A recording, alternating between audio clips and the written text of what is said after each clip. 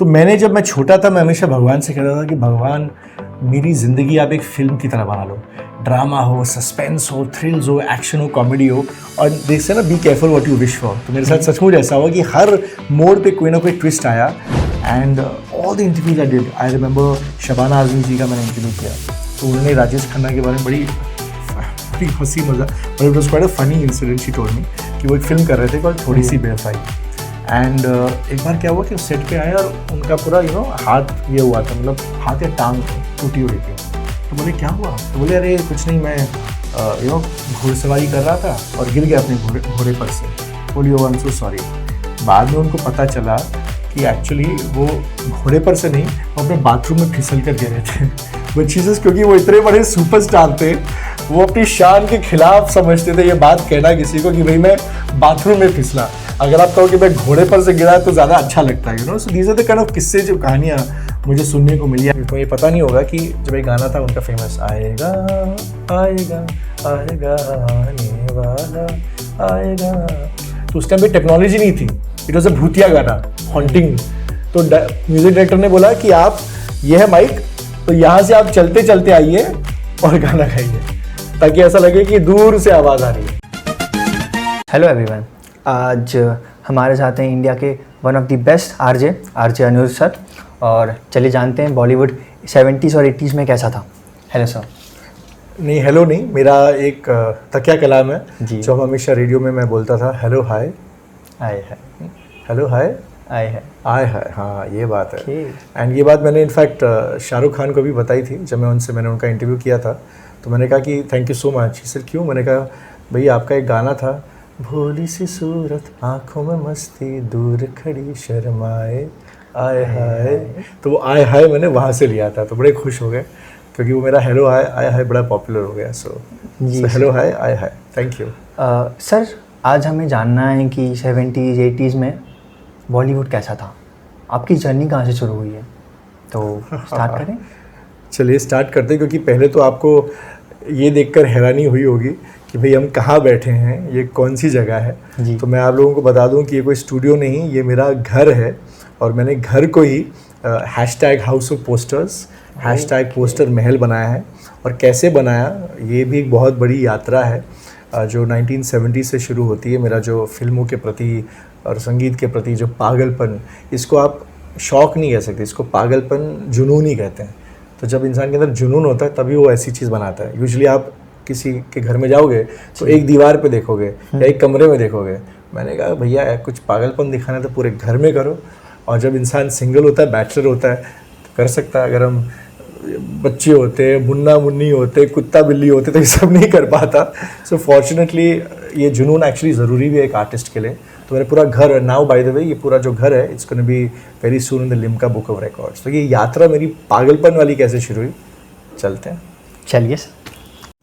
Hello hi आय हाय once again, मैं हूँ तुम्हारा सिर्फ तुम्हारा आरजे अनिरुद्ध। एंड मैं आपको आई गेस इनवाइट करता हूँ मेरे हैशटैग हाउस ऑफ पोस्टर्स में, विच इज़ बेसिकली मेरी जुनूनियत का नतीजा है। दरअसल मैं पला बड़ा इन द 1970s, जो कि अमिताभ बच्चन का दौर था, Shashi Kapoor, Sanjeev Kumar. So these are all the people that I grew up with. So movies like Suhaag, Trishul. And मुझे याद है कि जब भी अमिताभ बच्चन मरते थे किसी फिल्म में, जैसे मुकद्दर का सिकंदर में, इतना रोता था मैं। एंड मैं बेसिकली बड़ा चालू किस्म का इंसान था, इसलिए मेरे दोस्त मुझे चालू चावला भी बुलाते हैं, because basically my parents divorced when I was a kid and we grew up in Delhi. And होता यह था कि मम्मी नर्स थी, और उस ज़माने में कुछ नहीं थे, ना मॉल थे ना कुछ था, तो एंटरटेनमेंट का एक ही जरिया था, वो थी फिल्में। तो मैं क्या करता था, मम्मी काम से आती थी तो मैं अखबार जो था मम्मी के टेबल पे ऐसे ही बड़े मासूमियत के साथ रख देता था, और वो भी उस टाइम पे फिल्मी एड्स आते थे पेपर्स में, और जैसे कि वैसे ही रखा है पेपर। एंड मम्मी आती थी और बैठती थी, बोलती अरे अच्छा त्रिशूल आई है क्या, अच्छा देखें क्या। बोलता अच्छा हाँ मुझे पता नहीं था, चलो देख लेते हैं। So basically this is how I used to psychologically make sure that she would take me for a movie, me and my sister Anuradha. And उस जमाने में फर्स्ट डे फर्स्ट शो का दौर था। तो फॉर एग्जाम्पल आई रिमेम्बर अपने पराये, ये film थी अमोल पालेकर शबाना आज़मी की। तो ये मैंने देखी थी, ये 1978-79 की बात है। First day first show Regal में, विच इज इन दिल्ली, जो अब बंद हो गया। एंड आई रिमेंबर तब हमारे ब्रैगिंग राइट्स होते थे, स्कूल में हम बोल सकते थे कि हमने फर्स्ट डे फर्स्ट शो देखा, और अक्सर हम स्कूल बंक करते थे। मतलब मेरी माँ lastly hate me for saying this, but कभी कभी पूछती है, अच्छा आज कोई एग्जाम और तो नहीं है जरूरी? बोलता नहीं माँ, सब कुछ ठीक है ना, because I was good in school studies. तो फिर हम कभी कभी वीकडेज में भी पिक्चर देखने चले जाते थे। सो बेसिकली ये सारी फिल्में मेरे बचपन का हिस्सा रही हैं। तो फॉर एग्जाम्पल पति पत्नी और वो, आई रिमेंबर संजीव कुमार की was a big hit then Red Rose I was very upset क्योंकि एडल्ट फिल्म थी राजेश खन्ना की, मुझे देखनी अलाउड नहीं थी। तो बाद में जब वीसीआर का जमाना आया तो तब मैंने चोरी छुपे वो वीसीआर में देखी थी, और एडल्ट फिल्में तब कम होती थी तो बड़े शौक से देखी थी, इसमें ऐसा क्या एडल्ट है। Then of course Shore was a very favorite film of mine because I was a big Manoj Kumar fan as a filmmaker. इसमें वो गाना था एक प्यार का नगमा है, तो मुझे हिंदी गानों का तब से एक बहुत बड़ा शौक चढ़ा। आई वॉज जितेंद्र का मैं बड़ा फैन हुआ, स्पेशली 80s, जब उनकी हिम्मत वाला ये तोहफा तोहफा तोहफा, रिमेंबर वो सारे कलसे और साड़ियाँ उनकी फिल्मों में होती थी। तो ये जितेंद्र का मैं बहुत बड़ा फैन था, उनका वो जंपिंग जैक जीतू जो ये था। सो बेसिकली क्या था, I grew up crazy about films, and then of course I went to boarding school in Nainital, and वहां पर वीडियो पार्लर्स तब शुरू हुए थे, which I am sure your generation has no clue कि वीडियो पार्लर्स क्या होते हैं। तो वीडियो पार्लर्स में क्या था कि वीडियो कैसेट्स होते थे और छोटे छोटे पार्लर होते जिसमें 10-15 लोग ही होते थे, बिल्कुल अंधेरी सी जगह थी। तो यहाँ की जो लोकल पॉपुलेशन थी वहाँ पे उनको कुर्सियाँ रखी जाती थी और छोटा सा एक टीवी होता था और वहाँ पे फिल्में दिखाई जाती थी। तो वहाँ पर हमने ऐसी फिल्में देखी हैं, बेताब जो उस टाइम पे आई थी, सनी देओल की जो पहली फिल्म थी, Sohni Mahiwal with him and Poonam Dhillon, तो ये सारी फिल्में हमने तब देखी थी। हिम्मत वाला, आई स्टिल रिमेंबर मैंने मासूम देखी विशाल थिएटर में Nainital. That was the crazy thing about me कि मुझे एक एक फिल्म का याद था कि मैंने कौन सी फिल्म कौन सी थिएटर में देखी। आइए मैं आपको बताता हूँ। जी sir. Rahul, I have to share with you Satte Pe सत्ता। दिस वाज वन फिल्म जिसमें आज वो दौर आपको कभी दिखेगा नहीं कि जब लोग मतलब आइल्स में खड़े होकर डांस करते थे और झूमते थे गाने के ऊपर, और तब फिल्में गानों पे चलती थी। आजकल तो तुम्हें पता है कि गाने मतलब लास्ट में आते प्रमोशनल सॉन्ग के तौर पे, तब they used to be a part of the narrative, दुखी पे दुखी हो या सत्ते पे सत्ता, दीज सॉन्ग्स, क्या दिलबर मेरे कब तक मुझे ऐसे ही तड़पाओगे। So these are all the songs that I grew up with, and I was a huge fan of R.D. Burman, Pancham, who was the biggest music director of his time, and all the like for example The Great Gambler. This was another film of Amitabh, Zeenat Aman. We used to call her Zeenie Baby at that time. So उसपे गाना था Amore mio, दो लफ्जों की है दिल की कहानी, और वो वेनिस में शूट हुआ था। तो उस जमाने में Venice was like a huge thing, मतलब फॉरेन लोकेशन पे शूट होना एक पिक्चर के लिए बहुत बड़ी बात थी। आजकल तो बहुत आम सी बात है। This is another film that I absolutely adore, because ऐसी फिल्म कभी इंडिया में बनी ही नहीं। जो डिजास्टर फिल्में जैसे कहते हैं, इंग्लिश में तो बहुत सी बनी है, 2012 और टावरिंग इन्फर्नो, पर इस तरह की फिल्म द बर्निंग ट्रेन जो हमने ओडियन में देखी थी, I remember, which is in Connaught Place in Delhi. So these are all the people that I grew up with, and what was most amazing Rahul about my journey इसकी इन तमाम लोगों का फिर मैंने बाद में इंटरव्यू किया जो मैंने कभी सोचा नहीं था, because then we shifted to Canada when I was a kid. वहाँ पर मैंने एज एन आरजे अपना प्रोफेशन शुरू किया when I was just 19, when I was in college, and BCom खत्म किया, MBA में भी आ गया। फिर लाइक जिस तरह हिंदी फिल्म के जैसे ड्रामेटिक ट्विस्ट होते हैं ना, कि एक बार मैंने सोचा यार कि मैं क्या कर रहा हूँ, मैं अपने माँ बाप का पैसा बर्बाद कर रहा हूँ। MBA करके मैं सोचा था मैं बैंक मैनेजर बनूंगा या समथिंग, कुछ नहीं होने वाला। तो मैं एक दिन बिल्कुल क्लास से निकल गया, like one of those dramatic, सब तालियां बजा रहे हैं कि ये बंदा अपने सपने पूरे करने के लिए निकल रहा है। And then basically what happened is that's how I got an offer to become an RJ in Canada for a radio station in Vancouver called Radio Rimjim, जो कि उस ज़माने में रेडियो यहाँ इंडिया में अगर मैं रहता तो I honestly say कि अगर मैं कनाडा ना गया होता तो मैंने एज एन RJ प्रोफेशन सोचा भी नहीं होता, क्योंकि यहाँ पे तो एक ऑल इंडिया रेडियो ही था। उस ज़माने में तो देवर नो प्राइवेट चैनल जैसे आज है मिर्ची और सिटी और ये सब। सो वहाँ पर मैंने अपना रेडियो का करियर शुरू किया, and that was also very interesting. No मतलब ट्रेनिंग तो थी नहीं तब। तो क्या था, उस जो मालकिन थी हमारे रेडियो स्टेशन की, शी जस्ट सिंपली सेड, अच्छा मेरी मदर एक्चुअली गई पहले, एंड शी सेड ये लड़का तो बड़ा आलसी है, खुद तो आएगा नहीं। तो उनके पास गई, बोली कि मेरे बेटे को आप काम देंगी? तो बोलते अच्छा चलो मैं उसको कॉल लगाती हूँ। तो she asked her to call me. Usually बंदा अप्लाई करता है, वहाँ पे जो मालकिन थी उन्होंने मुझे कॉल किया कि अच्छा तुम काम करोगे हमारे साथ। तो मैं आया, I had no experience. She sir अच्छा एक काम करते हैं, ये सारी मेरे पास मेरे पास रिकॉर्ड्स हैं, कोई गाने लगाओ और देखते हैं आपकी चॉइस कैसी गानों की। तो उस जमाने में I remember Chandni had come, Chandni the film, Sridevi. तेरे मेरे होठों पे मीठे मीठे गीत में, वो गाना मैंने बजाया था, मुझे अच्छी तरह याद है। और लोग काफ़ी पागल हो गए थे because that was a very popular song. That's how my radio journey started. And then I was very lucky कि उस टाइम पे काफ़ी सारे इंडियन एक्टर्स अब्रॉड आते थे शोज़ के लिए। तो आई वॉज वेरी ब्लेस्ड कि देव आनंद तब वो आए थे, द पाकिस्तानी सिंगर उस्ताद नुसरत फ़तेह अली खान साहब, उनका मैंने इंटरव्यू किया। किरण बेदी जी आई थी फ्रॉम इंडिया, सो उन सब का मैंने इंटरव्यू किया। देन मेरे अंदर इतना पागलपन छा गया, and that is when you know I realized कि this is my career, you know this is what I am. And I always give credit to my mother कि अगर उन्होंने मुझे पिक्चर नहीं दिखाई होती बचपन में, and she hates to take that credit, she says लोगों को लगेगा कि मैं तुम्हें सिर्फ फिल्म में ही दिखाती थी, पढ़ाई। मैंने कहा यही तो मेरा रोजी रोटी बना, so you should be happy. Then I decided कि भैया कनाडा इज अ कुआं, मुझे अभी समुंदर में तैरना है। फिर मैं आया इंडिया।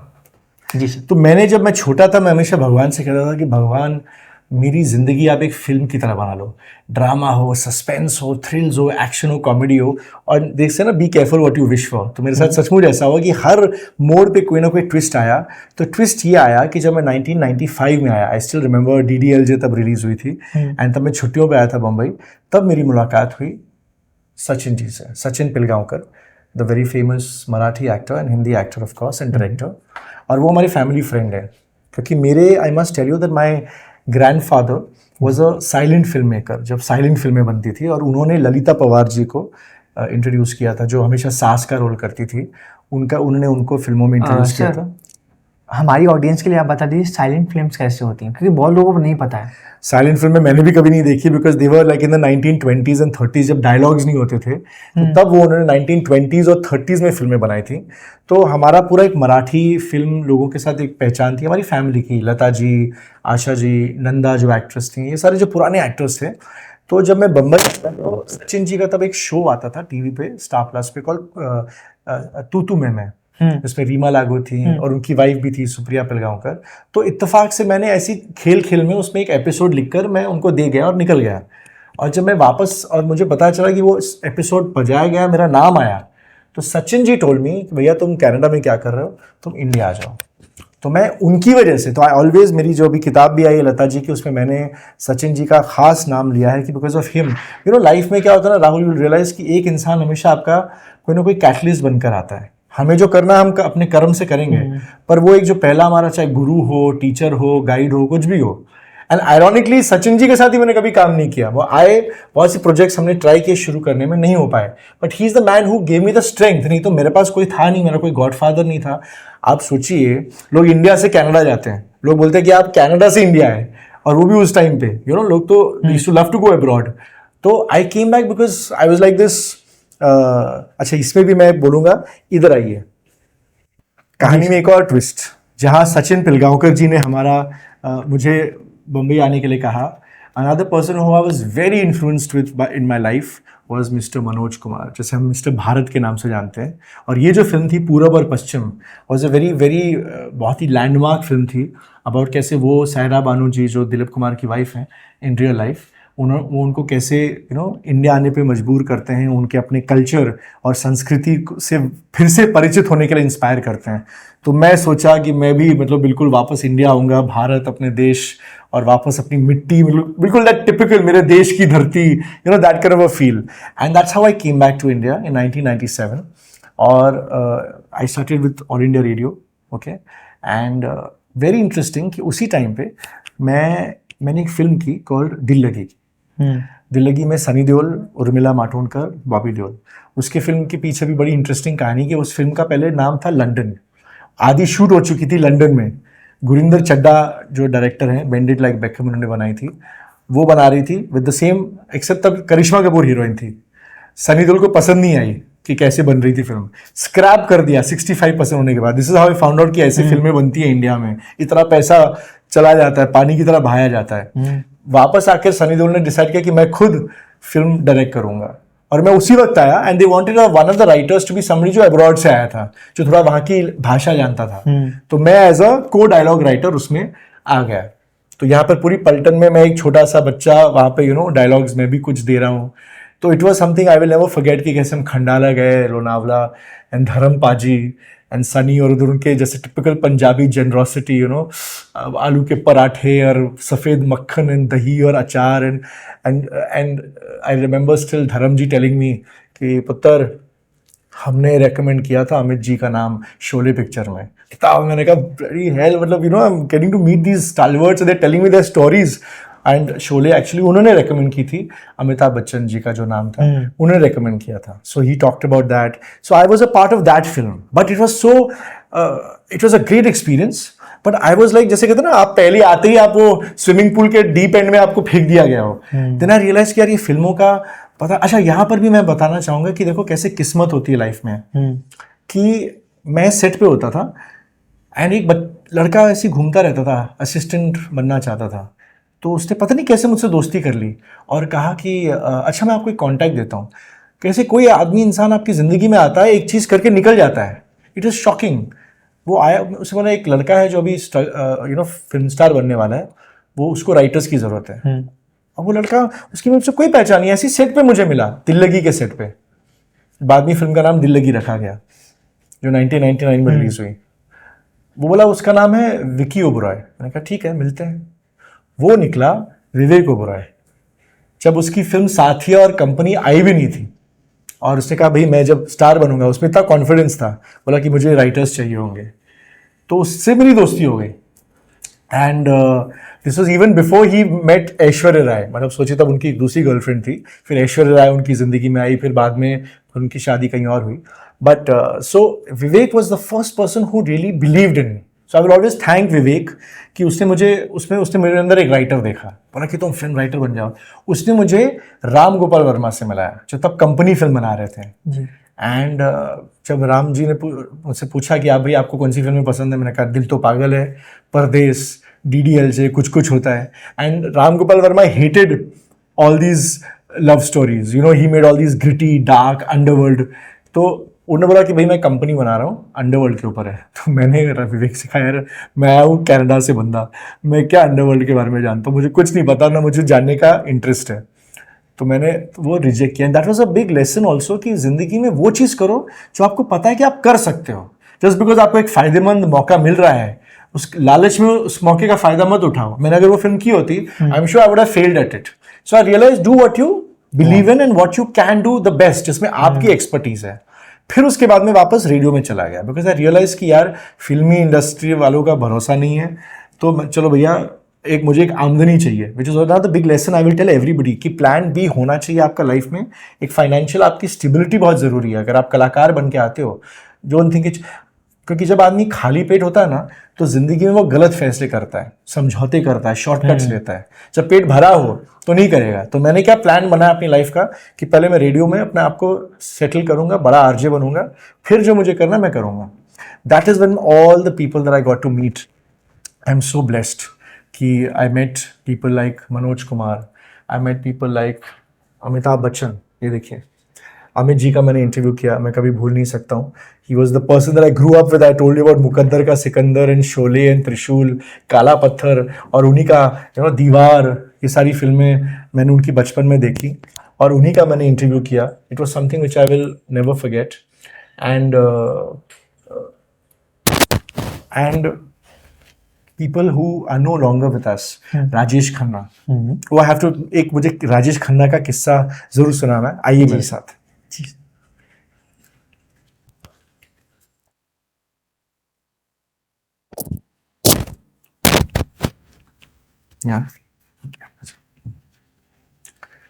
मुझे आप लोगों को राजेश खन्ना का एक किस्सा सुनाना है। राजेश खन्ना जी से मैं मिला, उनका मैंने इंटरव्यू लिया, and I still remember I got him to say that famous dialogue from Anand, बाबू मशाए, उनके उसी अंदाज में। And I still remember asking about Mumtaz, क्योंकि मुमताज़ उस ज़माने में उनकी बहुत फेवरेट हीरोइन थी। And I still remember the dialogue he said, Mumtaz was a truck driver's delight. तो मतलब उनका कहने का तात्पर्य ये था कि she was a mass heroine, पर जिस तरह से उन्होंने बोला कि एक truck drivers delight, but it was so amazing कि Rajesh Khanna was the superstar before Amitabh Bachchan. Amitabh से पहले इंडिया के सबसे पहले सुपरस्टार वही थे। तो आई फील सो प्रिविलेज कि उनसे मैं मिल पाया।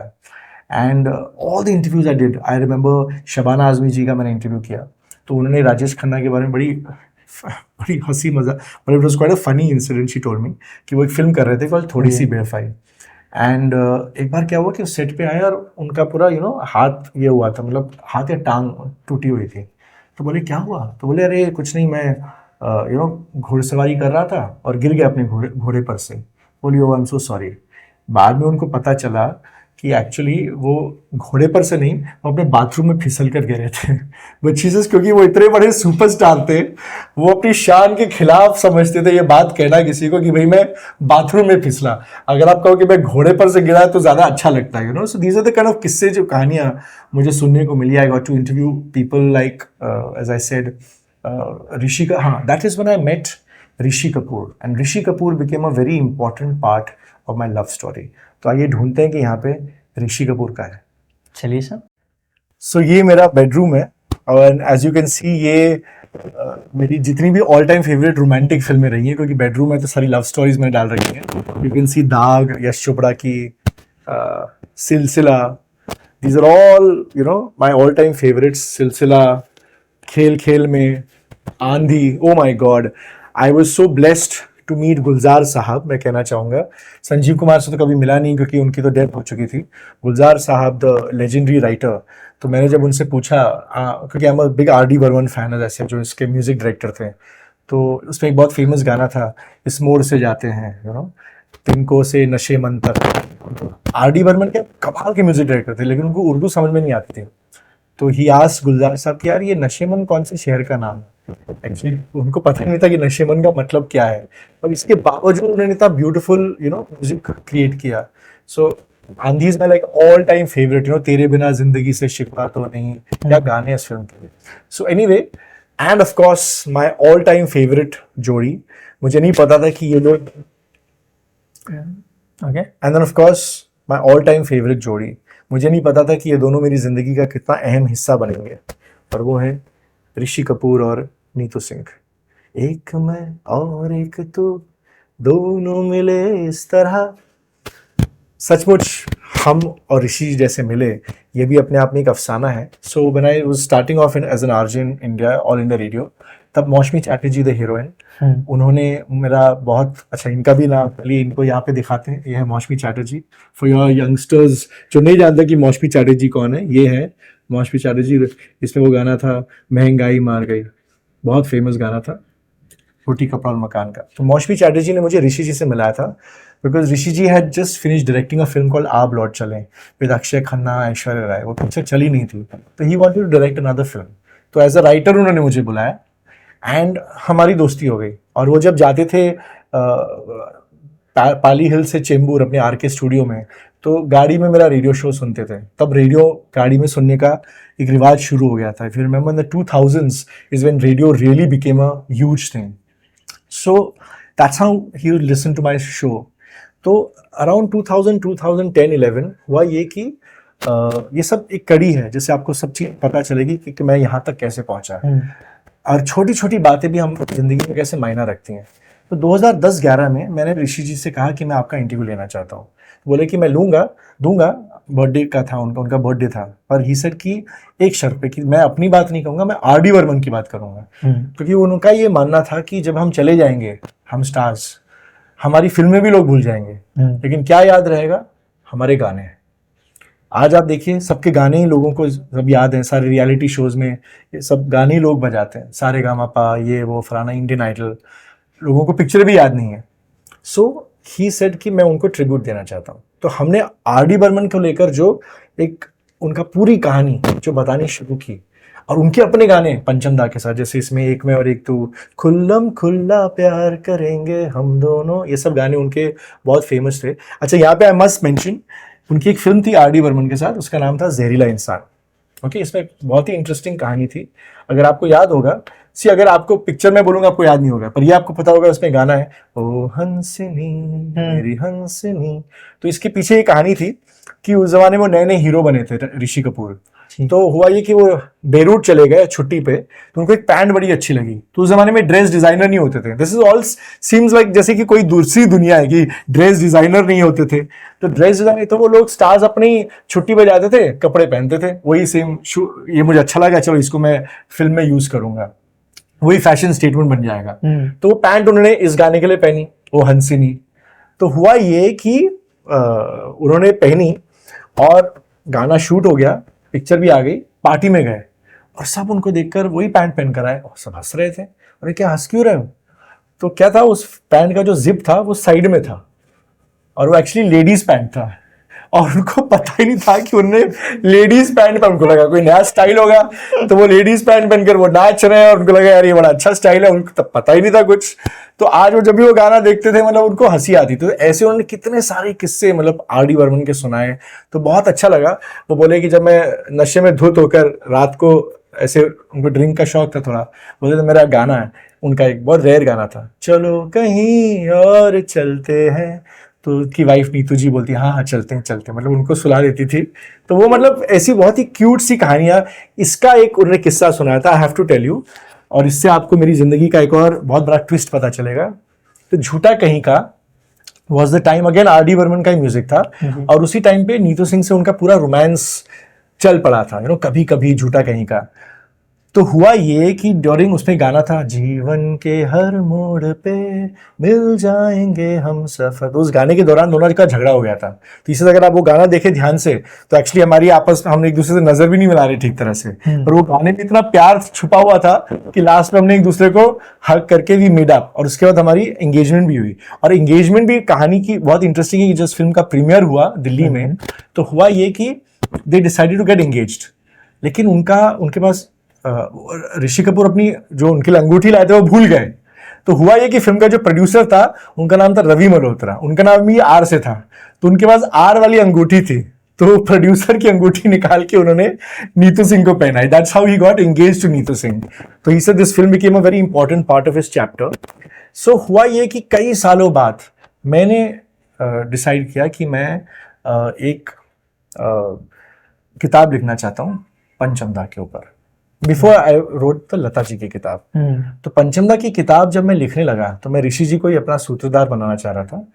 एंड ऋषि जी ऑल्सो के लिए बहुत इमोशनल बात थी क्योंकि उनका एक गाना था बचना है हसीनो लो मैं आ गया। वो गाना कितना हिट हुआ था 77 में। और just before we did this whole big interview on Pancham and Rishi ji, 3 साल पहले ही उनकी बेटे रणबीर कपूर की पिक्चर आई थी बचना है हसीनो, जिसमें सेम गाना फिर से हिट। तो सेम मतलब इमेजिन करो R.D. बर्मन का मैजिक कि आज आप यंगस्टर्स के लिए वो बचना है हसीनो कितना popular, but you associated with Ranbir Kapoor not with Rishi Kapoor. पर इमेजिन करो कि कोई आदमी चला गया, R.D. बर्मन तो 90s में चले गए, उनके गुजर जाने के 15 साल बाद वो गाना इतना बड़ा हिट हो गया। So that's how we wanted to write a book on Pancham. वो किताब मैंने लिखी और उसके बाद जिन पब्लिशर्स के पास मैं गया उनको वो किताब बहुत पसंद आई। उन्होंने कहा कि we want to do something on that. But then कहानी में ट्विस्ट यह आया कि फिर लता जी की जब डेथ हुई तो फिर हमने डिसाइड किया कि पहले लता जी के ऊपर हम किताब करेंगे। एंड दैट्स हाउ मेरी लता जी की किताब का आगमन हुआ। And so anyway we were discussing about, हाँ like I have to mention this is Ram Teri Ganga Maili. I just feel so fortunate. तो जब मैंने ये जो मैंने अपना हाउस ऑफ पोस्टर्स बनाया तो उसी टाइम पे Mandakini ji was making a comeback a few years ago, about 3-4 years back, 3 years ago। तो मैंने उनको घर पे बुलाया, उनको बताया नहीं कि मैं आप कहाँ प्रवेश करने वाली हैं, और मैंने उनको सिर्फ बताया। और जब वो आई वो ऐसे हक्का बक्का रह गई। मैं बोला अब आप इस पूरे घर में अपना पोस्टर ढूंढिए। सो दिस वाज द जहाँ पे मैंने उनके साथ फोटो खींचा। एंड आई सेड कि गंगोत्री से आते आते सीधे अंधेरी पहुंच गई, तो मैं I was feeling so blessed. तो ये जो आप जुनून की मैं बात बता रहा हूँ ना, अगर ये जुनून नहीं होता, अगर मैंने सब एक ही कमरे में रखा होता तो आपको लगता है कि वो आते। उसके बाद मंदाकिनी जी आई, उसके बाद बिंदिया गोस्वामी से लेकर दीप्ति नवल से लेकर अमोल पालेकर जी से लेकर all the big legends they have now come to this place. So I have made it into a shrine. इसको मैं एक श्राइन बोलता हूँ, एक मंदिर है बॉलीवुड का जिसमें मेरे सारे भगवान बसते हैं। तो मेरी माँ तो बिल्कुल बौखला गई, उनको तो रात को जब आई रहने के लिए तो उनको लगता था ये सब सपने में भूत बनकर आएंगे। मैंने कहा मुझे बहुत खुशी हुई अगर रेखा आ गई या ऋषि कपूर आ गए या कोई भी आ गया, इसमें से अमिताभ बच्चन निकल कर आ गए, I don't have no problem तो but this is what I believe life में ना, एज अ कलाकार मैं हर किसी को बोलूंगा कि जब तक आपके अंदर पागलपन नहीं है ना, आप शौकिया तौर पे कुछ कर रहे हो ना, तो आप जिंदगी में कभी सफल नहीं होंगे। आपके अंदर होना, जैसे I will give you an example of Nawazuddin Siddiqui का मैंने इंटरव्यू किया था कुछ साल पहले, एंड आई सेड कि आप तो सुना है I believe you अभी आके एक सेकेंड यहाँ पे, हाँ दिस इज बेटर हाँ ओके। तो आई रिमेम्बर कुछ साल पहले मैंने नवाजुद्दीन सिद्दीकी का इंटरव्यू किया एंड तो मैंने उनका, हाँ बाय द वे मेरे पागलपन का ये देखिए कि मैंने बाथरूम को भी नहीं छोड़ा है, ये देखिए ये मेरे बाथरूम में भी आपको पोस्टर्स मिलेंगे। तो अगर मेरा बस चलता तो मैं दीवारों पे भी डाल देता, लेकिन पानी आ जाएगा, इसलिए मैंने वो नहीं किया अभी तक, उसका भी मैं कोई हल निकालूंगा। सो अभी और ऐड करेंगे आप? अभी और थोड़े बहुत हैं मेरे जहन में। जब मैं एंटीला खरीदूंगा ना मुकेश अंबानी से, तब मेरे सारे पोस्टर आ जाएंगे। अभी तो आधे तो सब अलमारी में बंद है, ये तो कुछ भी नहीं है। सो नवाजुद्दीन से मैंने कहा जब आप हीरो एक्टरिंग कर रहे थे, आई बिलीव कि आपने केमिस्ट की दुकान में काम किया, आपने किसान तो थे ही वो, प्लस आई सेड कि आप सिक्योरिटी गार्ड भी थे। He said yes. So I said कि सपोज आप, और आपको बहुत साल लगे, मतलब 15-20 साल लगे इस मकाम पे पहुंचने के लिए। बोले कि अगर मैं 65 साल का भी हो जाता, मैं बुढ़ापे के, मैं दादाजी के रोल करता, लेकिन मैं एक्टर ही बनता। तो तब मैंने रियलाइज किया कि जिंदगी में कि जब तक आपके अंदर एक शौक है, शौक आप 1-2 साल ट्राई करोगे, निकल जाओगे, पर जब वो चीज़ जिद बन जाती है, जुनूनियत बन जाती है और ज़रूरत बन जाती है, तब वो चीज़ में आप कामयाब होंगे। And let me tell you, मेरी लाइफ में पिछले 2 सालों में जो एक एनर्जी बदल गई है, जब से मैंने घर चेंज किया है, जैसे लोग वास्तु करते हैं ना, ये मेरा फिल्मी वास्तु है, उसके बाद ही मेरी किताब आई। So this was something which is very incredible, जो मैंने कभी सोचा नहीं था कि ऐसा कुछ हो सकता है, कि आपका एक एनर्जी ट्रांसलेट हो जाता है, कि मेरी ये जो किताब आई। And so that is something which I believe that you have to have that madness inside you. आप ये कह रहे हैं कि घर चेंज करने से आपका ऑरा चेंज हो गया? हाँ बिल्कुल। आई मीन ऐसा नहीं कि उसके पहले मैं कामयाबी नहीं हासिल की या मैंने चीजें नहीं की, पर पिछले 2 सालों में जिस रफ्तार से चीजें होती चली गई, हाँ वो तो होती चली गई। उसी के बाद पिछले साल मैंने प्यारेलाल जी का, लक्ष्मीकांत प्यारेलाल का बड़ा कॉन्सर्ट किया प्यारेलाल जी के साथ। I must mention this also कि in the last few years I also did a lot of events, so I've started this concept of musical biography on stage। तो मैंने रोशन से रोशन तक, तो all the Roshans were there, Hrithik Roshan, Rajesh Roshan, Rakesh Roshan, उन्होंने पूरी अपनी कहानी बताई ऑन स्टेज। ऋषि कपूर के साथ हमने पूरा ऐसे ऑल ओवर किया, प्यारेलाल जी के साथ हमने किया। So it was something which, so ये सब कुछ इस घर के बाद हुआ। सो आई फर्मली बिलीव कि एक ऑरा होता है विच सी बेताब। This is the film I still remember. इस फिल्म का आप जरूर लीजिएगा, क्योंकि ये गाना और ये फिल्म मेरे लिए बहुत जिंदगी में अजीज है। तो जब मैं बोर्डिंग स्कूल में था, अभी मेरा रियूनियन हुआ दिल्ली में, तो my boarding school friends were like, तुम फिल्मों में जाओगे, किसी ने सोचा भी नहीं था। तो उस टाइम पे ये पिक्चर आई थी, हमने देखी थी उधर वीडियो पार्लर में, जैसे मैंने कहा नैनीताल में। तब मैं नैनीताल में बोर्डिंग स्कूल में था, एंड वो गाना आया था, जब हम जवां होंगे जाने कहाँ होंगे, लेकिन जहाँ होंगे वहाँ फरियाद करेंगे, तुझे याद करेंगे। So that song became such an important part of our lives. That's how I realise कि म्यूजिक वाज माई लाइफ। और ये चीज़ मुझे ज़्यादा हैरानी हुई कि जब मेरे लिए ये गाने इतने इंपॉर्टेंट हैं, और जब मैं इन लोगों का इंटरव्यू करता था, इन एक्टर्स का, a lot of them did not remember their own music और their own films. That is what shocked me, कि जब मैंने इंटरव्यूज किए उनको उनकी फिल्मों का मैं याद दिला रहा था कि अरे आपको पता है आपकी ये पिक्चर, तो अरे क्या बात कर रहे हो, अच्छा तो ऐसा हो गया। So that was also something very very remarkable. Some of the interviews that I have done, I must mention, अगर आप मुझसे पूछे कि मेरा कौन सा सबसे यादगार इंटरव्यू था, तो मैं आपको अभी बताता हूँ। चलिए जी सर, बताइए। हाँ, यादगार इंटरव्यू से पहले आपको पता है आजकल बंबई में ड्राइव इन थिएटर फिर से खुला है, लेकिन 1980s में भी ड्राइव इन थिएटर था बंबई में। और तब मुझे याद है कि मैंने फिल्म देखी थी Biwi Aur Biwi. I still remember the drive in theatre, Sion जाने के रास्ते पे होता था, और हम जब वहां से गुजरते थे ना बाहर से, तो हम पिक्चर लगी रहती थी तो हम ऐसे झांकते थे कि पिक्चर में नजर आएगी या नहीं. सो बीवी ओ बीवी आई रिमेम्बर हमने देखी थी उस टाइम पे. सो इनके जो हीरो हैं रणधीर कपूर, जो करीना कपूर के पापा हैं, today of course they identify as Kareena Kapoor's father, but उस जमाने में वो अपने आप में बहुत बड़े स्टार थे. तो उनका एक मुझे याद है बहुत ही यादगार इंटरव्यू था, क्योंकि वो भी आर.डी. बर्मन के सबसे बेस्ट फ्रेंड थे एक्चुअली. तो उनकी बहुत किस्से कहानियां सुनाई. तो उन्होंने बताया कैसी किस्मत की बात है.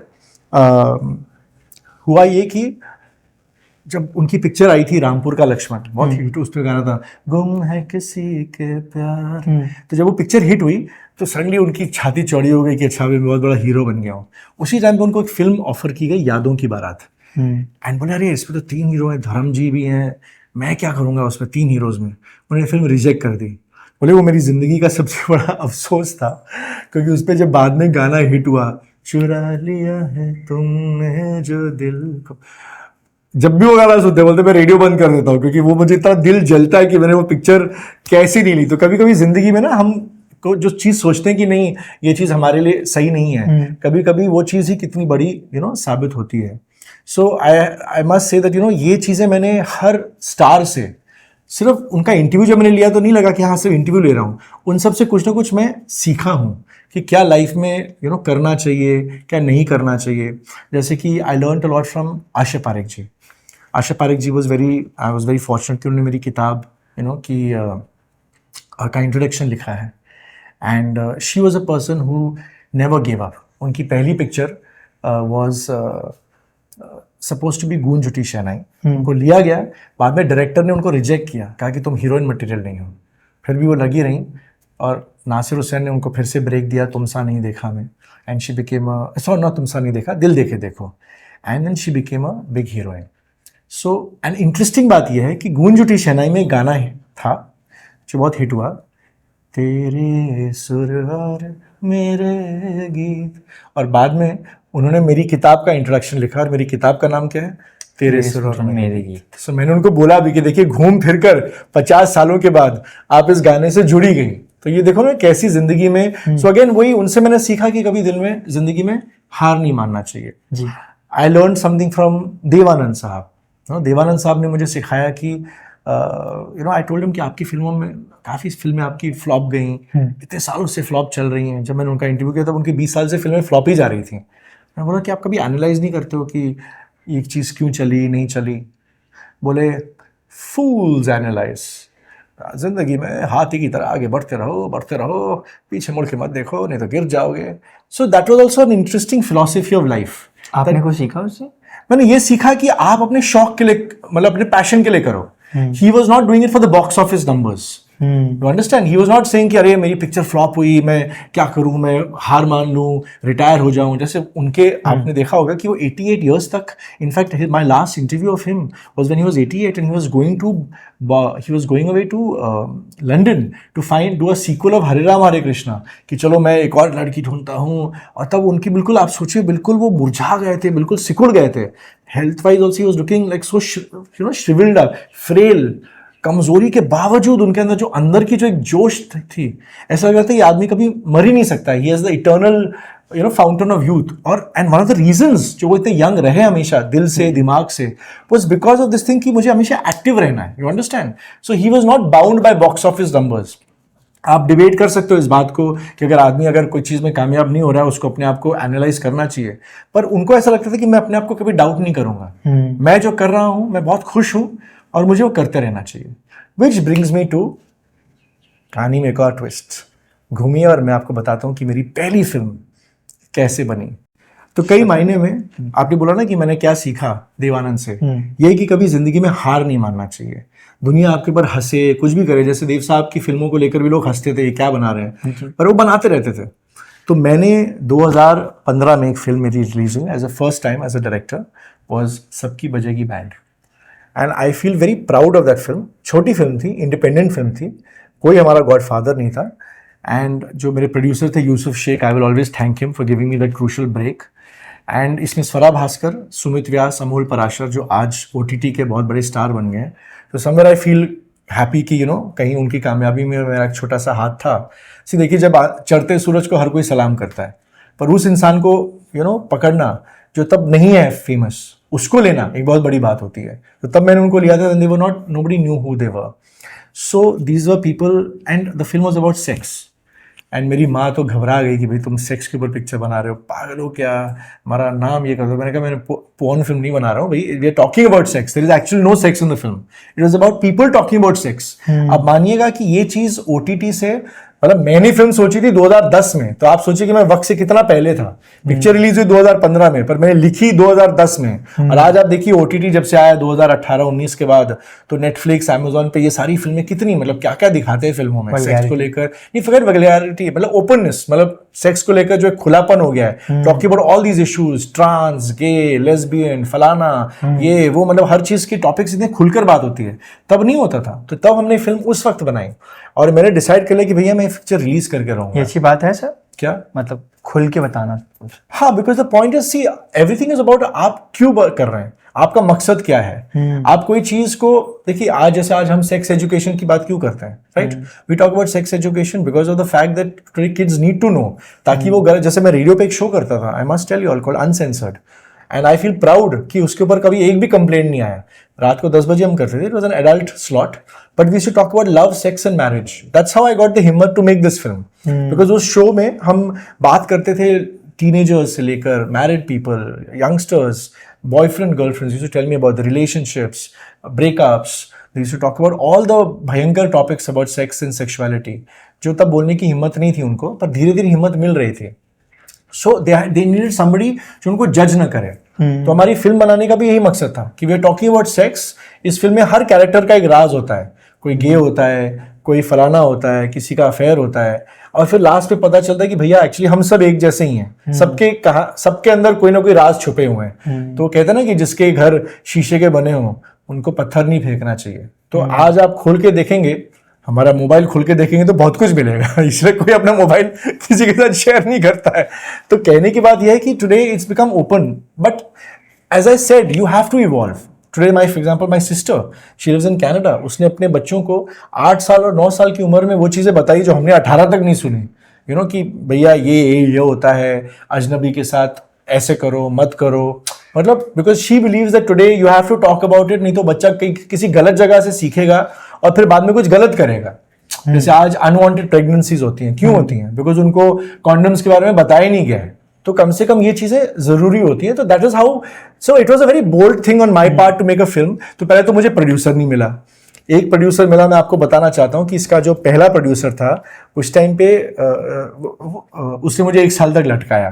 तो कहने का मतलब ये है कि जिंदगी में ना कभी हार नहीं माननी चाहिए। ये मैंने देव साहब से सीखा और नवाज साहब से भी।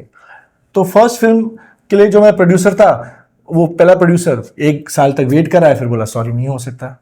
दूसरा प्रोड्यूसर, तो ये तो और भी भयंकर बात, आप कभी गूगल पे सर्च कीजिए। तो हुआ ये था कि मेरी फिल्म के मुझे प्रोड्यूसर मिल गया। वो प्रोड्यूसर ने पैसा सबको दिया भी शुरू का, बैंकॉक में शूटिंग करने वाले थे। And would you believe it that Ayushmann Khurana की ये पहली पिक्चर होने वाली थी। And he was somebody who I knew because of big FM, क्योंकि उन्होंने अपना करियर एज एन आरजे शुरू किया था विद बिग एफएम। तो वो मुझे बहुत मानते थे। तो उन्होंने मुझे कहा था sure I do it. So we sent him also to Bangkok. 4 दिन वहां पे रहे और प्रोड्यूसर ने किसी का पैसा ही नहीं दिया उसके बाद। वो लोग कैसे वहाँ पे लटक गए। आयुष्मान तो वापस आ गया, मेरे बाकी एक्टर्स अटक के रह गए। मतलब वो एक बिल्कुल नाइटमेरिश सिनेरियो था। और पता नहीं मेरी दाईं आंख फड़क रही थी, तो मैं गया नहीं बाकी यूनिट के साथ, तो मैं नहीं फंसा, मैं यहाँ पर ही रह गया। तो वो पिक्चर वो स्क्रैप हो गई। फिर तीसरा मुझे प्रोड्यूसर मिला, बट इट वॉज बेसिकली जिंदगी में मैं बोलूँगा कि आपके पास अगर आपको कामयाब होना है ना, आपके पास 2 चीज़ें होनी चाहिए, सब्र और जुनून। वो था मेरे अंदर। मेरे फ्रेंड्स बोल रहे थे तुम इतना कमा रहे हो एज एन आरजे, पिक्चर के पीछे क्यों पड़े हो, ये इंडस्ट्री इतनी खराब है ये। मैंने कहा नहीं, मैंने डिसाइड कर लिया मुझे फिल्म रिलीज करके ही छोड़ना है। तो within it took me 3-4 years from the time of I started it and the whole thing. और 4 साल बाद हमारी मल्टीप्लेक्स में रिलीज हुई एंड एक फिल्म का हमने 1 करोड़ का 4 करोड़ कमा लिया। बेस्ट स्क्रीन प्ले का उसको अवार्ड मिला लंदन में। And that is how my journey as a film maker started. And I believe before we go and sit again, that you must, अगर आपने कोई चीज़ शुरू किया ना, उसके ख़त्म होने तक हार मत मानो। जी सर। तो चलिए बात करते हैं लता मंगेशकर के बारे में। ज़रूर। चलिए। एंड मोदी जी, उनको नहीं भूलना चाहिए। मेरी फिल्म पीएम नरेंद्र मोदी, वो मुझे उसके पीछे की जो चुनौतियाँ थी भयंकर। चलिए। अरे हाँ, मेरे जुनून का एक और नमूना ये पेशे खिदमत है। तो इसको मैं अपनी आर्ट इंस्टॉलेशन कहता हूँ। ये एक्चुअली टेबल मैंने डीवीडी से बनाया है। तो डीवीडीज तुम्हें याद भी है, तुम्हें पता भी है डीवीडीज क्या होती हैं? तो ये जो हम पहले 10 साल पहले फिल्में जो देखते थे, जो आजकल ओटीटी पे नजर आती हैं, तब डीवीडी जो पार्लर्स होते थे या रेंटल लाइब्रेरीज होती थी, वहाँ पे हम जाके 100-200 रुपए में एक एक डीवीडी रेंट करते थे। तो ये सारे मेरे पास करीब 500 का कलेक्शन है, 500 या 1000 का कलेक्शन होगा। तो मैंने कहा इसको मुझे बेचना तो है नहीं, ना देना है, तो इसको मैंने पूरा टेबल ही बना लिया। ये देखिए, पूरा ये टेबल बन गया ग्लास के साथ, है ना? कमाल की चीज। और ये चलिए, एक फिल्म इसमें आपको पहचानने को तो मिलेगी, थैंक गॉड, आपकी बर्फी। सर आपने ये ऐड क्यों किया बर्फी? क्योंकि इसका बहुत कलरफुल था, and because I am a big Ranbir Kapoor fan. मतलब आज के दौर में अगर कोई है जो मुझे लगता है जिसमें वो स्टार, मतलब लेजेंडरी स्टार वाला मामला है, तो वो रणबीर कपूर है। And this was a film which I really loved.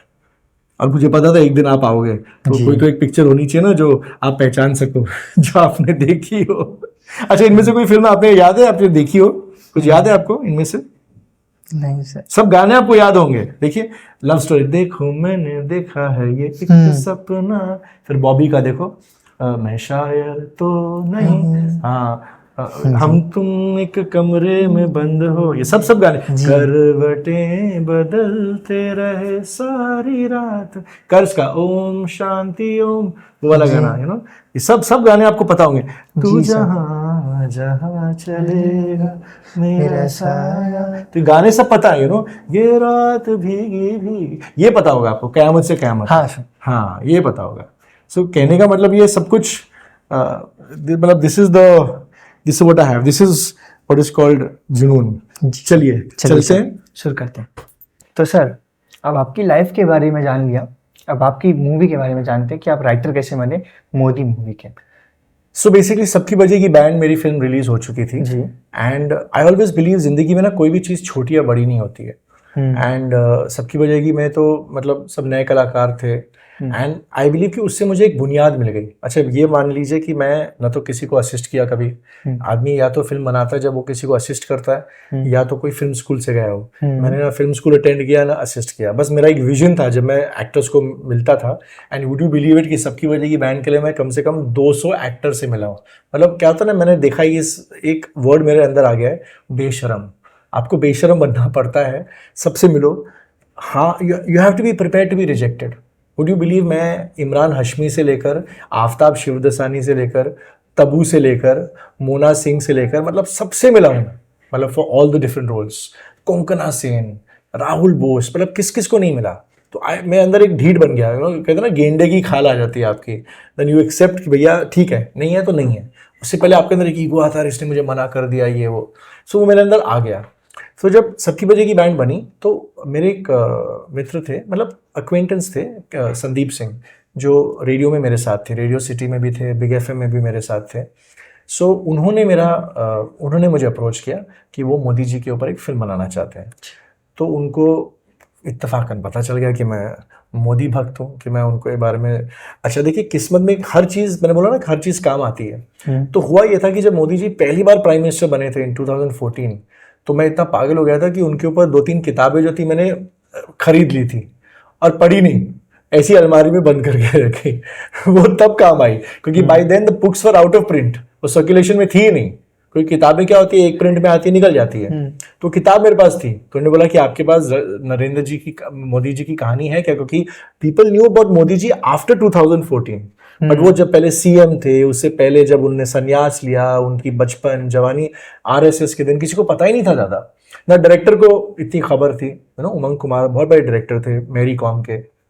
So I was this guy जिसको, मतलब ये किताब थी मेरे पास और भी मैं जानकारी रखता था। तो वो हमने फिल्म शुरू की और संदीप ने डिसाइड किया कि भाई मुझे इसे लोकसभा के टाइम पे रिलीज़ करना है। तो ऑफकोर्स तहलका भी मचा, आपने सुना होगा कि फिल्म को रोक दिया गया रिलीज़ होने से ड्यूरिंग जब लोकसभा इलेक्शन चल रहे थे।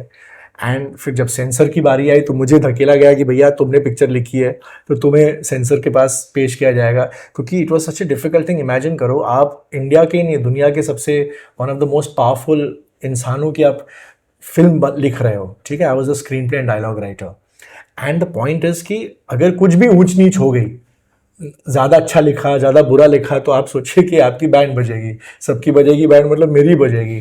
तो दैट वाज द फियर। और प्लस आप लोकसभा इलेक्शन के टाइम रिलीज कर रहे हो, तो लोगों का ध्यान और भी ज़्यादा रहेगा। आप किसी फिल्म पर्सनालिटी के बारे में कुछ भी उल्टा सिल्टा लिखो या बोलो या डालो, जैसे संजू में कुछ फिक्शन है, नॉन फिक्शन है, किसी को फर्क नहीं पड़ता है, फिल्म स्टार की लाइफ है। लेकिन एक पॉलिटिशियन की लाइफ, उसने क्या क्या बोला, जैसे मेरा उसमें एक डायलॉग था कि जिसमें वो बोलते हैं कि हिंदुस्तान में हर बंदा हिंदू है, धर्म से नहीं, संस्कृति से। तो ये बहुत बड़ा डायलॉग था। तो उन्होंने बोला कि ये कहाँ डायलॉग, मैंने बोला ये उन्होंने बोला ही है। तो मुझे सारे रेफरेंसेस रखने पड़े कि गोधरा में कितने लोग मरे, कितने लोग गिरफ्तार हुए, मतलब उनकी एक एक चीज़ रैली में आप सोचिए कितने सारे में उनके 100, उनके 50,000 तो रैली स्पीचेस हैं। एक एक मुझे छान मारनी पड़ी कि उन्होंने क्या बोला, कब बोला, किसको बोला, इतना बोला, उतना बोला, सब मुझे उसके साथ माप तोल कर डालना पड़ा ताकि कल कोई कुछ ये ना बोले। और फिर film it released exactly 1 day after the election results. मतलब आई थिंक 22 या 21 को रिजल्ट आया और हमारा 22-23 को फिल्म रिलीज हुई। तो इट बिकेम अ ह्यूज, बहुत सक्सेस हुई उसकी वजह से। तो सर जब आपने फिल्म लिखना स्टार्ट किया था तो आपने कैसी मेंटालिटी रखी थी? See it was a very tough situation because we all, एक तरफ तो उनके लिए इतनी इज्जत और प्रेम सबके दिल में है, but we didn't also wanted to show him like a superhero, at the same time it was very tricky, क्योंकि हमारे कंट्री में जब बायोपिक्स लिखे जाते हैं जनरली हम कभी उनमें उनकी बुराई कम ही की जाती है। तो वो भी एक था, बैलेंस रखना था कि जो उनके साथ लाइफ में चैलेंजेस हुए, जो उनके ऊपर इल्ज़ाम लगाए गए, तो वो सब चीज़ों को उन्होंने कैसे हैंडल किया। प्लस कितना हम फिक्शन करें, कितना हमें थोड़ा बहुत बदलना ही पड़ता है, नाम बदलने पड़ते हैं, क्योंकि इसमें ऑपोजिशन पार्टी के भी नाम थे लोगों के, तो उनको कैसे हैंडल करना। प्लस एक फिल्म और एक किताब लिखने में सबसे बड़ा फर्क होता है कि जब आप किताब लिखते हो आप अकेले लिखते हो, आपके आसपास कोई नहीं होता है, आप ही उसके होल एंड सोल अथॉरिटी होते हो, और जिम्मेदारी भी आपकी और हक भी आपका। लेकिन जब आप फिल्म लिखते हो तो डायरेक्टर का अपना इनपुट है, फिल्म स्टार का अपना इनपुट है, प्रोड्यूसर कुछ और बोल रहा है, तो वो सब चीज़ें आपको मद्देनजर रखते हुए करनी पड़ती हैं। It is a very big challenge जो मैं मानता हूँ। एंड अब तक नाउ मैंने इतने सारे काम खुद ही किए थे, जैसे सबकी वजह की बात मैंने ही लिखी थी, मैंने डायरेक्ट की थी, तो Modi was tough in that sense, but I will still give hats off to the entire team कि 6 महीने में, जहाँ मेरी सबकी वजह की बैंड 6 साल लगे पिक्चर बनने और रिलीज होने में, और इसको 6 महीने में 8 महीने में पिक्चर रिलीज भी हो गई। तो मतलब देखो हर फिल्म की अपनी किस्मत होती है। तो उस फिल्म के रिलीज होने के बाद फिर कोविड आ गया। Then I decided to write. Lata ji की जब डेथ हुई तो तब मैंने किताब का सोचा, बिकॉज देखो ये भी एक मैं बहुत बड़ी चीज़ सब लोगों को बताऊंगा, और तुम्हारी जनरेशन को भी मैं बताना चाहूँगा कि लाइफ में ना अपनी प्यारी चीज़ों को संभाल के रखिएगा। क्यों? मैंने अपने सारे इंटरव्यूज, मतलब मेरे सारे इंटरव्यूज जब डिजिटल नहीं भी था, मैं अपने फैंस को बोलता था कि अरे मेरा आज इंटरव्यू होने वाला है कादर खान का या जगजीत सिंह का, प्लीज तुम रिकॉर्ड करो। तब ऑडियो टेप्स आते थे, और टेप 60 मिनट का तो 30 मिनट का तुम्हें उलटना पड़ेगा उसी टाइम पे ताकि कुछ मिस ना हो जाए। वो सब मैंने रिकॉर्ड करके, आई हैड अबाउट 200 टेप्स जो मैंने बाद में सीडी और फिर बाद में फाइल्स में ट्रांसफर किए। आज अगर मेरे पास वो नहीं होते तो आज मैं ये किताब नहीं लिख पाता। मैं कितने जर्नलिस्ट को जानता हूँ जिन्होंने अपने इंटरव्यूज किए, ये किए, सब खत्म, उनके पास कुछ आर्काइव ही नहीं है। यू विल बी शॉक्ड, लोगों ने अपना कुछ संभाल के ही नहीं रखा। फोटोज में एक एक एक्टर के साथ, और मैं आपको बताऊं, मैं I consider myself as a pioneer. आज सोशल मीडिया के जमाने में लोग अपने सेल्फीज लेते हैं, मैं इतने हजारों घंटों के, तब वीडियो कैमरा होते थे, मैं वीडियो कैमरा लेकर अपने दोस्तों के फोटोज लेता था, वीडियोज लेता था। आज वो मुझसे पूछते हैं, अरे यार तुमने हमारा वो वीडियो लिया था 20 साल पहले, दिखाओ तो सही। तो वो चीज़ें आज हमें लगती है, इमोशनल लगती है कि अरे संभाल के रखना चाहिए। इसके पीछे एक वजह है कि मेरे फादर जब जिंदा थे तो मैंने कभी किस्मत से कभी वीडियो कैमरा लिया ही नहीं। तो नहीं, तब पता नहीं कैसे नहीं, मतलब सोचा ही नहीं। उस टाइम पे कोई लेता भी नहीं था, महंगा भी होता था। मैं आपको बता रहा हूँ 25 साल पहले की बात है। तो मैंने लिया ही नहीं। फोटो से बहुत लिया उनके कैमरा से, हजारों फोटोज हैं, बट और जब उनकी डेथ हुई तब मुझे रियलाइज हुआ कि I do not have one single video image of his, and that's when I decided कि मुझे अपनी जिंदगी में सब कुछ रिकॉर्ड करना है। तो इसको आप एक इमोशनल गिल्ट ट्रिप कह सकते हैं। तो उसकी वजह से मैंने सारे इंटरव्यूज रिकॉर्ड किए मेरे, चाहे वो Gulzar, Devanand, Sunil Dutt, Rajesh Khanna, Asha Bhosle, and then Lata Mangeshkar. Then तो लता जी का इंटरव्यू मेरे पास पूरा 8 घंटे का था। तो उसके पीछे कहानी ये है कि जब मैं आपको मौशमी चैटर्जी की बात बताई जिन्होंने मुझे ऋषि कपूर से मिलाया, she was the lady who very graciously उन्होंने मुझे मेरा बर्थडे प्रेजेंट दिया और कहा कि भाई मैं आपको किसी के घर ले जा रही हूँ। तो पता था मैं लता जी का बहुत बड़ा फ़ैन हूँ और मुझे पता नहीं था कि वो मुझे साक्षात उनके घर पे प्रभु कुंज ले जाएंगे। And I always say I was the right person at the right time. तब लता जी बस रिटायर हो रही थी और उनकी तब वो फिल्म आई थी मोहब्बतें, हमको हमी से चुरा लो, और जिया जले दिल से का गाना वो बहुत हिट हुआ था। तो उस टाइम पे उनको अपनी कहानी बतानी थी। पता नहीं मैं सामने आ गया और मैं तो बच्चा था, बट बस उन्हें एक ही शर्त थी कि बस हिंदी में सवाल होने चाहिए। वो अपनी सभ्यता के बहुत। आपकी एज क्या थी उस समय? उस time I was in my early 20s। I was like literally 22 23। Imagine करो कि उस टाइम पे मैं कुछ जानता। और अच्छा ये भी आपको बता दूं, जो आपकी जनरेशन कभी सोच भी नहीं सकती, तब गूगल नहीं था। Now can you ever imagine a life without Google? Google नहीं था, यूट्यूब नहीं था। जो लोग इंफॉर्मेशन लेते थे वो लाइब्रेरी से लेते थे, जो किताबें होती थी। There was no way of. आज मैं गूगल पे कोई भी चीज टाइप करके कुछ भी सर्च कर सकता हूं। तो जो भी मैंने सवाल पूछे, मैंने अपने दिमाग से, अपने तजुर्बे से, जो मुझे थोड़ा बहुत उनके बारे में पता था, क्या उनके कंट्रोवर्सीज ये वो सोचे। नहीं तो इतनी बड़ी हस्ती के बारे में। And I was a bachcha, I was not even from her generation. मतलब she was a singer from the 40s and 50s। सोचिए कि मैं उनके उम्र का नहीं था। तो वो सब चीजें कैसे हुई, मैं ये भगवान के मतलब ये चमत्कार ही है कि कैसे मैंने वो सब इंटरव्यू किए। It happened over 3 days।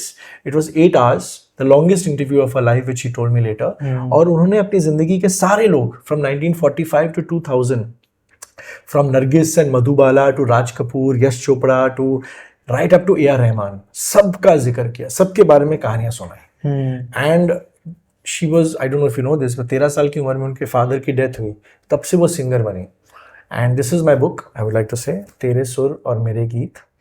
And I am so blessed कि मैं ये किताब मुझे बाद में पब्लिशर्स ने कहा कि आप ये किताब कीजिएगा।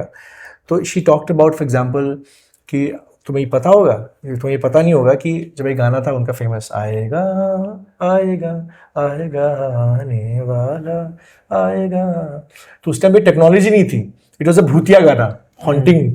तो म्यूजिक डायरेक्टर ने बोला कि आप, ये है माइक, तो यहाँ से आप चलते चलते आइए और गाना गाइए, ताकि ऐसा लगे कि दूर से आवाज आ रही है। मतलब इमेजिन करो तब कितने क्रिएटिव लोग थे। मतलब तब टेक्नोलॉजी नहीं थी। तो मैं इन लोगों को सलाम करता हूँ कि बिना टेक्नोलॉजी की कैसे इन लोगों ने अपना दिमाग से, अभी तो सब कुछ ईजी हो गया यार, बटन दबाओ सब मिल जाता है।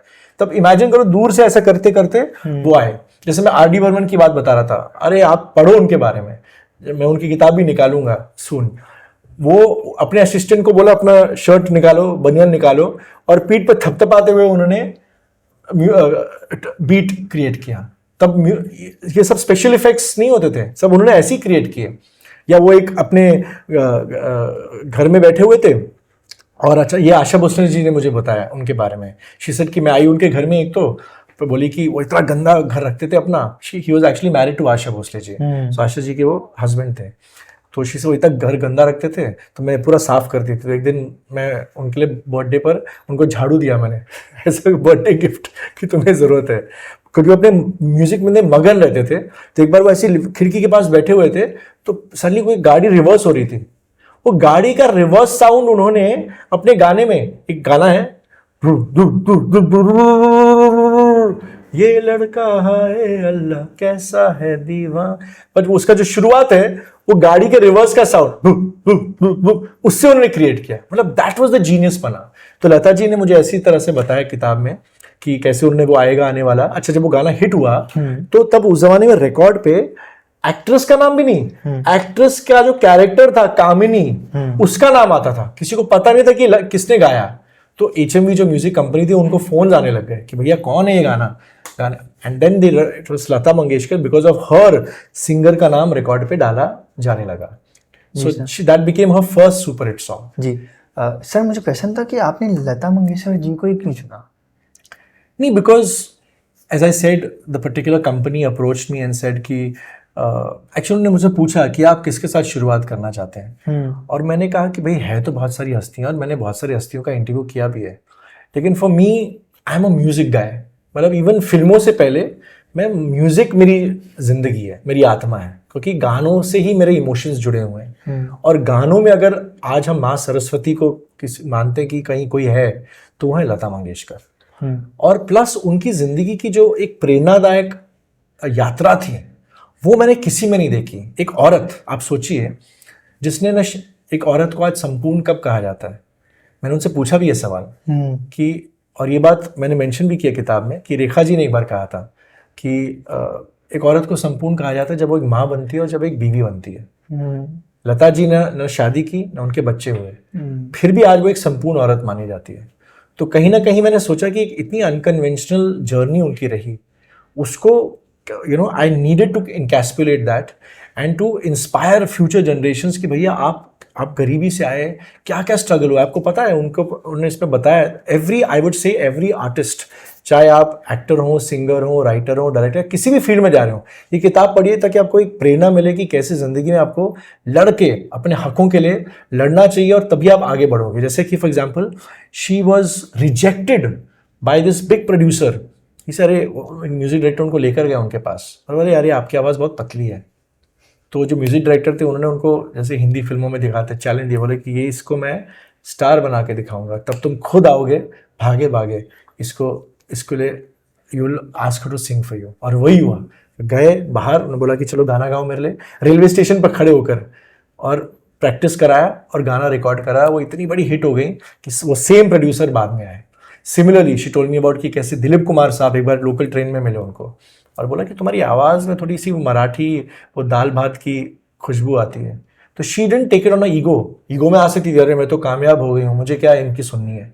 बट शी रियलाइज कि नहीं, मुझे थोड़ा अपने आप को इम्प्रूव करना चाहिए। तो घर पे जाके मौलवी बुला के ऐसी उर्दू सीखी कि मतलब अच्छों को मात दे दें, इतनी खूबसूरत उन्होंने फिल्मी गज़लें गाई।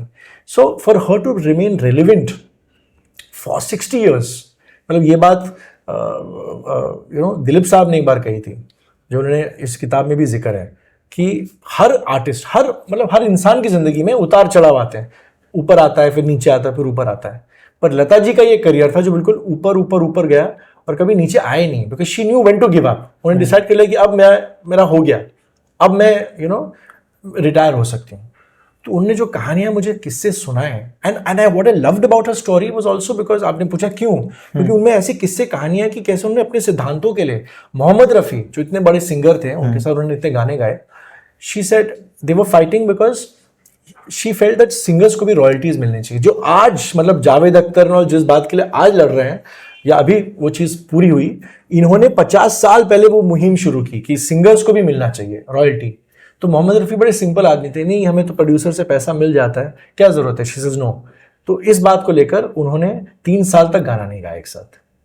एंड फिर then she mention the book कि एक बार वो गए किसी कॉन्सर्ट पे, एस डी बर्मन थे जो music director, R D Burman के पापा, तो उन्होंने उनको स्टेज पे बुलाया और दोनों की सुलह कराई, और फिर बाद में उनका गाना आया, दिल पुकारे आरे आरे, वो उनका पहला गाना था अगेन एक साथ। अच्छा, आयरॉनिकली एस डी बर्मन के साथ भी उनका झगड़ा हुआ, क्योंकि S D Burman, she said in this, कि कोई गाना उन्होंने बोला था कि ये गाना ठीक तरह से आया नहीं है, इसको फिर से रिकॉर्ड करते हैं। तो शी सर अभी मैं बिजी हूँ, मैं कोई शोज़ पे जा रही हूँ। तो बुरा मान गए फ़ोन पे, उन्होंने कहा कि ठीक है, फिर मुझे तुम्हारी ज़रूरत नहीं, मैं दूसरी लता पैदा करूँगा। फिर तो 5 साल तक उन्होंने लगाया नहीं उनके लिए, and he then promoted Asha Bhosle, her sister. और ये भी इंटरेस्टिंग बात है कि कैसे दोनों बहनों का इतना सारा राइवलरी होते हुए भी कैसे दोनों इतने प्यार से रही एक दूसरे के साथ। मतलब था उनके बीच भी जो भी टेंशन था, बट कभी दिखाया नहीं दुनिया को, मतलब एक डिग्निटी रखी। तो एस डी बर्मन के साथ भी कैसे उनकी सुलह हुई कि उनका जो बेटा था आर डी बर्मन, जिसकी मैंने इतनी तारीफ की और चर्चा की है, तो आर डी बर्मन अपना करियर शुरू कर रहे थे, बोल रहे थे मैं तो लता जी के साथ ही अपना पहला गाना करूंगा। तो एस डी बर्मन ने फिर कॉल किया, उनकी वाइफ ने उनको झड़की दी कि क्या तुम ईगो पे बैठे हो, अपने बेटे के लिए कॉल नहीं कर सकते हो। तो उन्होंने कॉल किया और कहा कि मेरा बेटा फिल्म शुरू कर रहा है, करोगी गाना? शी सेड हाँ। तो मतलब कहने का मतलब है कि वो एक फोन कॉल से सारे ईगो खत्म हो गए। मतलब हम लोग कैसे ईगो पाल के बैठते हैं ना, तो वो उन्होंने 1 सेकंड में दूर कर दिया और बोला कि अच्छा लगे आज मेरे साथ भी गाना गा लो ना फिर से। तो उनके साथ भी उनकी यात्रा शुरू हुई। जी सर। तो सर हमारे पॉडकास्ट में ना एक लास्ट पार्ट होता है जिसमें हम आपको 3 वर्ड देंगे, आपको उसके बारे में बताना है, द 3 वंडर वर्ड्स। ओके, तो शुरुआत करते हैं पहले वर्ड से। पहला वर्ड है पेशेंस। हाँ, आप क्या कहना चाहेंगे पेशेंस के बारे में? मेरी तो जिंदगी पेशेंस और सब्र का बहुत बड़ा सबूत है कि you can't give up. I mean I came all the way from Canada, मेरे पास कुछ नहीं था और मैंने अपना करियर 1 बार नहीं 4 बार शुरू किया है एज एन आरजे, फिर अभी then as a film maker, then as an author.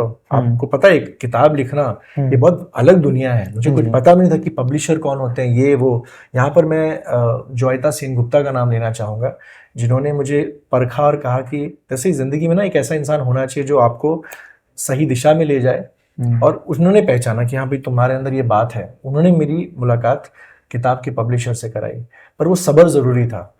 तो जैसे मेरी जब फिल्म मैंने आपको बताया 3 साल तक अलग अलग प्रोड्यूसर्स आते चले गए, लोगों ने कहा छोड़ दो, मैंने कहा नहीं मुझे करना है। सो पेशेंस ऑलवेज पेज, मतलब it's a cliche but patience always pays. जी। दूसरा शब्द Bollywood and Hollywood. I think both of them have their own grammar, and I think हमें एक दूसरे से उनको कंपेयर करना भी नहीं चाहिए।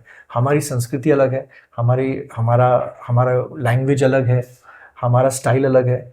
एंड मुझे तब शिकायत होती है जब बॉलीवुड हॉलीवुड की कॉपी करने की कोशिश करता है। कई सालों तक तो हमने उनकी फिल्में ऐसी चुरा ली, अब हम ऑफिशियल रीमेक्स भी बना रहे हैं उनके।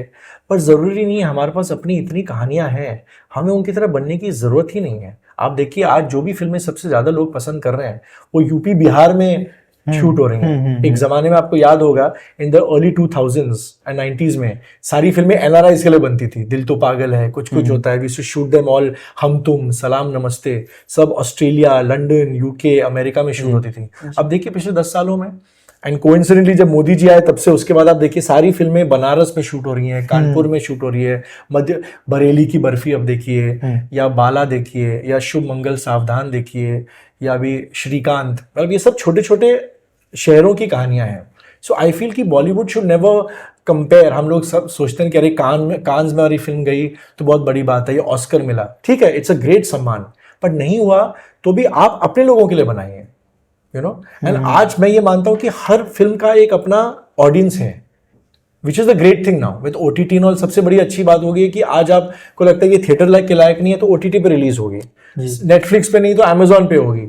अभी मैं आपको बता दूं कि मैं एक शॉर्ट फिल्म बना रहा हूँ, तो वो शॉर्ट फिल्म भी 10 साल पहले कोई शॉर्ट फिल्म का सोच सकता था क्या? आज डॉक्यूमेंट्रीज जा रही हैं ऑस्कर्स तक, लोग ऑस्कर्स बना रहे हैं, मतलब डॉक्यूमेंट्रीज बना रहे हैं।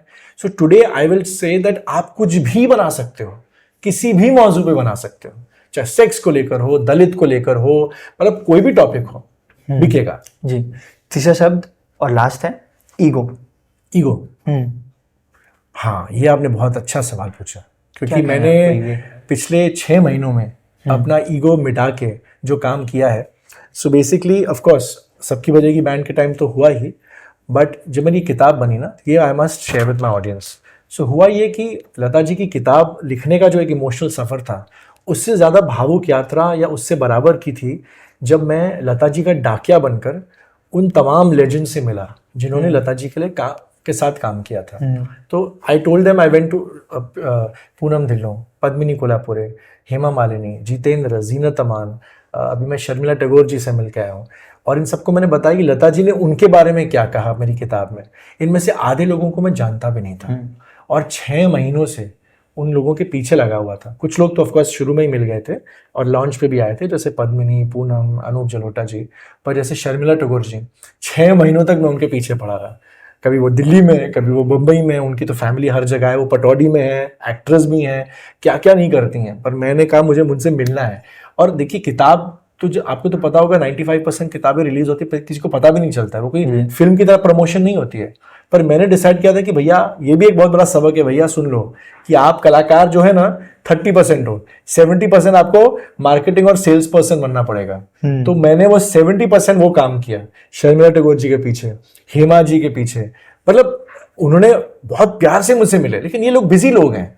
पर मैंने अपना ईगो नहीं सोच, अरे यार मैं क्यों उनके पीछे पड़ा, मुझे था कि नहीं मुझे उनको किताब देनी है। और ऐसा नहीं था कि उनको देखकर मेरी किताब के और 1000 सेल्स होंगे। इट वॉज एक यात्रा थी इमोशनल की, मुझे लता जी ने मुझे एक भार सौंपा था, मुझे इन तमाम लोगों को लता जी का पैगाम पहुंचाना है कि लता जी ने आपके बारे में ये कहा। और जो इन लोगों ने की आंखें भर आई जब उनको पता चला, अरे लता जी ने हमारे बारे में ये बोला, ऐसा बोला, अच्छा उनको हमारा ये गाना याद था।